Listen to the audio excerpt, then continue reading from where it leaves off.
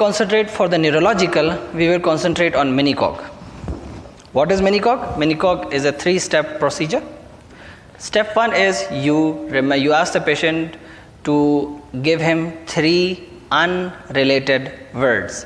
So you will ask the patient, I am giving you 3 unrelated words like cup, fan, chair. There is no relationship in between, right? So you ask them that I am giving you these 3 words or any word that you like. 3 words giving you, just you need to remember. Then step 2 is you ask the patient to please, can you draw a clock for me? Drawing a clock means, can you draw 3 p.m. or 2 p.m. or 9 p.m. So you will ask the patient, you can demonstrate that, like you make a circle and then you draw a line, 2 lines, and it says 9 o'clock or it says 3 o'clock or it says 6 o'clock or it says 8 o'clock or 9 o'clock, things like that. Any clock you will ask the patient to draw this clock. This is step 2. Step 3 is you ask the patient to repeat what 3 words that I have given to you, and then you will interpretate. The step 4 is you will interpretate, and you will give every step you will give 1 point. 1 point. So score 0 is positive for dementia. So now you are screening this patient for dementia. If there is score 0 means he does not remember what you given to him and he is not even drawing the clock. So this is positive. Straight away he is in dementia, and then you can refer this patient for further screening and management to a psychiatrist or a psychologist that this patient is having dementia. Number 1. Number 2 is you will score 1 to 2 with abnormal clock draw. So if the patient remembers all the 3 words that you given to him and he also drawn the clock normally, that means his score is 3 and you don't need to give anything and he is negative for dementia. But the problem here is if the patient has a score between 1 to 2, that he remembers 1 word or 2 word that you given to him, but now you want to see the abnormal clock draw test. If the clock draw test is negative, that means that he is with normal clock draw test, the screening is okay, he is negative for dementia. If he draws the clock normally but he remembers just 2 words, even that is fine. If he remembers 2 words but he draws the clock abnormally, this is also positive for dementia. So 3 points you give negative for dementia. 2 points you need to see clock draw test. If the clock draw test is positive and he rightly do the clock draw test, okay, he is negative for dementia. If he is not able to do the clock draw test and the score is between 1 to 2, this is positive for dementia. So clock draw test has a significance when the score is between 1 to 2. Just he recalls only 1 word or 2 word, then you need to see the abnormal clock draw test. This is the screening for dementia. Yes.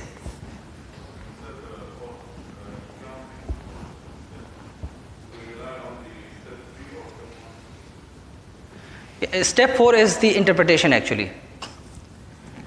Yes, we rely on these 2 things. And actually, we rely on the 3 words that we have given and a clock draw test. Okay, and then we analyze the interpretation of these 2. The command is just 2: clock draw test and word recalling. If the patient recalls the whole 3 words, 3 score, fine. 2 words, abnormal clock draw test, and then this test. What's your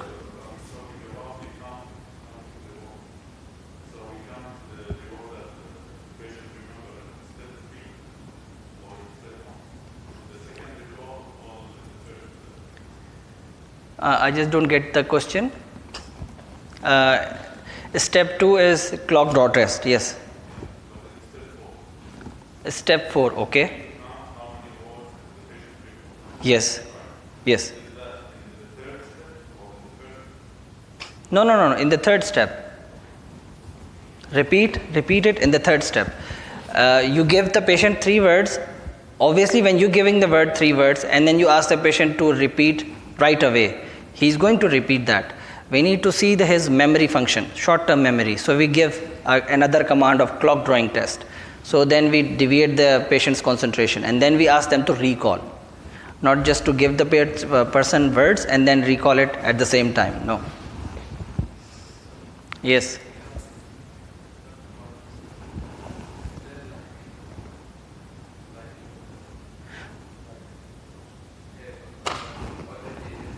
No. You need to ask the patient to draw the clock on the blank paper.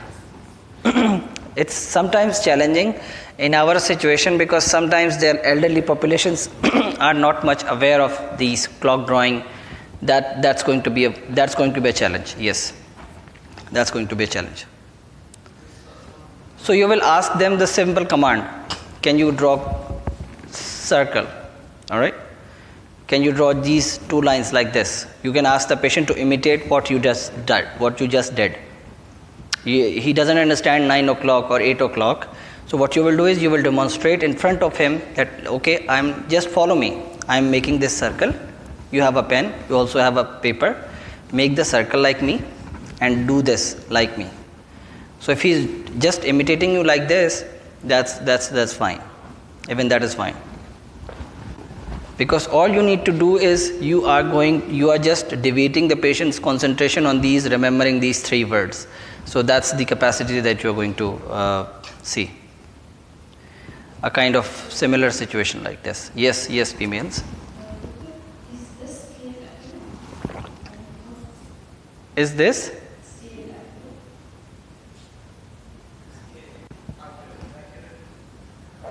Is the scale is accurate? Yes, obviously. Why not? If it is not accurate, then why would we doing all this?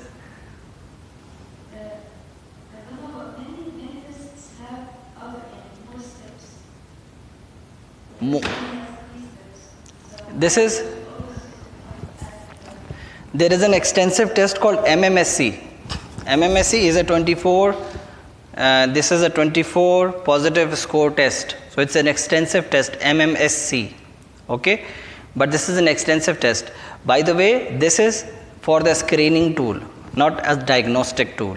You cannot diagnose a patient that the patient will definitely have dementia. This is just a screening tool, and that screening tool will allow you to refer this patient, to address the issue, or to make it as it is. This is what it is, not to diagnose dementia, but to screen them for dementia, because it's a very small test, quick test, and you can see the specificity and the sensitivity of this Minicog test. It is sensitive, but obviously it's a screen tool. So you cannot just make your whole diagnosis of dementia here because you're not a psychologist. Is this clear? Okay, the reference is also written here on the downside, right? Oh, and then we discussed vision loss, hearing loss, fall, depression, nutrition. Nutritional assessment is also very important and crucial, because that nutrition is going to decide if the patient has if the patient has impaired wound healing, like bed sores. If you do not address the nutrition properly, the bed sore or any wound that a geriatric patient will have is not going to heal very properly. So nutritional assessment is also very important. You can take the ABCD approach with this nutritional thing, or you can just grossly ask the patient the dentation problems, the diet thing that he is taking, and that's it. Now there is another test called gait. For the gait is timed get up and go test. So you ask the patient to stand up, walk 10 steps. All right. You ask the patient to turn back, walk 10 steps back, and then sit down. So this is get up and go test. Get up and go test, it will allow you to assess the gait. Once the patient is in the sitting position and he's standing up, you will see that okay, the patient needs the support, or the patient is on this using the stick. That denies that, or that can shows that the patient may have some problems in the knees. Get up and then go test. He will walk 10 steps and then he come back and then he will sit down.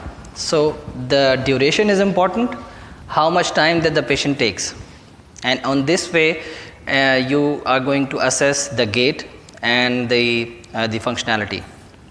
What is normal? Up to 10 seconds is normal, but geriatric population, we have a wide range of normality. Some geriatric population, they are good, but they are still slow. So up to 20 seconds is okay. So you time the whole event. You ask the patient to can you stand up, walk 10 walks, come back. If he gives 20 seconds, even that is acceptable. But beyond that, this patient needs further assessment of why this patient is taking too much long. Is there any problems with the knees? Is there any problem in the gait? Is there any problem in the vision? So these are the things that can give you an idea that this patient has normal gait or not.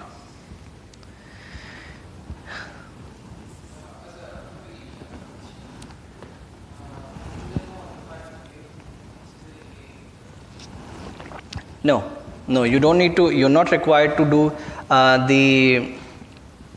the assessment on the gait. There are different types of gaits: antalgic gait, non-antalgic gait. But just grossly seeing this, and you may want to decide what is the problem, and maybe this requires an orthopedic intervention or not, or a physiotherapy intervention or not, or things like that. You just need to screen the gait problem. The gait is abnormal, and you think that maybe orthopedic person can help him. Then you can refer the patient to the orthopedics. Yeah? Yes, normal or abnormal gait. And then a quick assessment on depression. You just need 2 questions. In the past 2 weeks, have you lost interest or pleasure in doing things? Number 1. Number 2 is, do you feel depressed or hopeless? These are 2 cardinal diagnostic and very useful questions in screening depression. Having said that, you are not going to diagnose the patient on depression. You are just going to screen the patient. May have depression, may not have depression. If both of these 2 things are positive for the last 2 weeks, he is very high risk of developing depression. He may have depression, but you are not diagnosing depression, because again, diagnosing depression is not your job. Diagnosing depression is a psychiatrist's job mainly. But you can create an insight that you have to see and you have to guide the patient that I think you need to see a psychiatrist and things like that, because most of the time people, they are not very comfortable going to the psychiatrist. So if the patient is not comfortable going to the psychiatrist, and maybe you have the ability to treat these problems, then you can treat the problems. Every depressive patient doesn't need a psychiatrist evaluation. If you can manage it, no problem. With the SSRIs, with the cognitive behavior therapies, things like that, on a very superficial level and a conventional level. But if you think that I'm not going to manage this patient, maybe I will cause more harm than good, then you need to refer, or you need to ask the other colleagues who has a better understanding on this. Again, if the depression has, the danger sign in the depression is self-harm. If the patient is doing self-harm with the depression, then obviously you cannot even ask the patient to go home alone. It's very risky. You ask them to maybe need an hospitalization and things like that. So we are screening things up. You need to also do the social support. Okay, another case. Yes, Veho, can you read? So the patient has multiple problems. He admitted with with some urosepsis, yani urine infection, and then they give some antibiotics. The patient recovered, and then the patient again go into altered state of consciousness. So this is maybe a delirium, or this is a big delirium secondary to sepsis. So these kind of unique presentation can occur in these elderly patients, although there is no, it's not necessary. The patient may have some localizing signs. You see here the patient is confused, but the CT scan is normal. Even the sodium is also good, and the patient is discharged on home on day 11. So there are a lot of complicated issues that are involved in it. It just gives you an idea that you need to think of a lot of other directions while you are evaluating a patient with these problems. All right. So we discussed geriatric history taking and geriatric dementia. Up till now, what we have discussed is the basic physiology of the geriatrics, how the geriatric population is different from the adult population, number one. Number two is what are the unique history taking points in your assessments, including functional assessment, nutritional assessment, neurological assessment, gait assessment. These are all add-on features while you are addressing a geriatric population.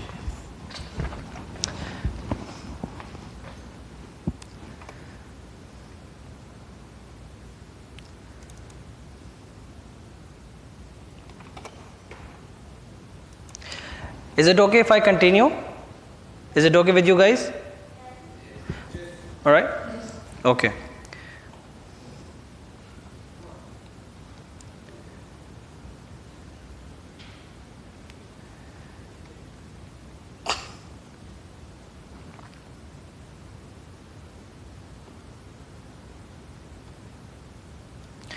I will now we will discuss important issues in the presentations. Now this is all the repetition for the assessments. Screen vision, color vision, this is all assessments as we discussed already.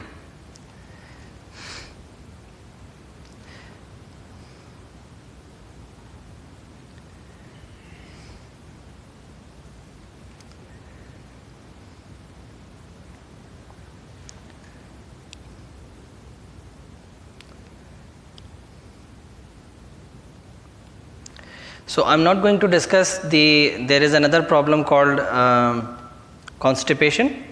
The constipation is a very common problem in geriatrics, and what you see is what you need to evaluate is the different causes.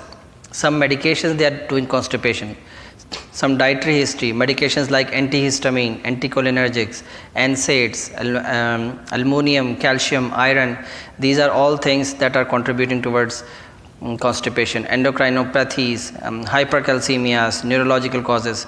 So all these things contribute towards constipation. In geriatric population, if the constipation develops, first thing you need to know is it the first time that he is having it in the elderly age groups. Whenever there is elderly symptoms that are happening, you need to keep these red flags in your mind, because the constipation in new onset constipation in an elderly group can be suggestive of colorectal carcinoma until proven otherwise. So you need to see whether there is rectal bleeding is there any new onset, family history of colonic cancer, anemia, positive fecal occult blood. You do a fecal occult blood test in the stools and it remains positive. Unexplained weight loss and refractory treatment. So you give some things, you give some treatment for the constipation, the patient again develops the constipation. You need to keep this thing in mind why the patient is having again and again. This is all suggestive of malignancy. You do DRE, very important. Non-pharmacological, you ask the patient to give more fibers, fluids, exercise. And pharmacologically, you can give laxatives, enemas, prokinetics, but they have a lot of side effects. But the options are available. Okay. Now I would like to focus on fall.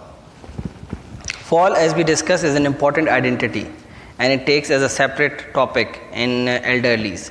When it comes to fall, you need to assess the environmental, you need to assess if the patient is the environment is good, safe, and is it conducive or not conducive for the fall, and you assess for the good vision, if the patient has cataract or not, the patient sees good or not. If these are the things are not present, then this patient is at high risk of fall.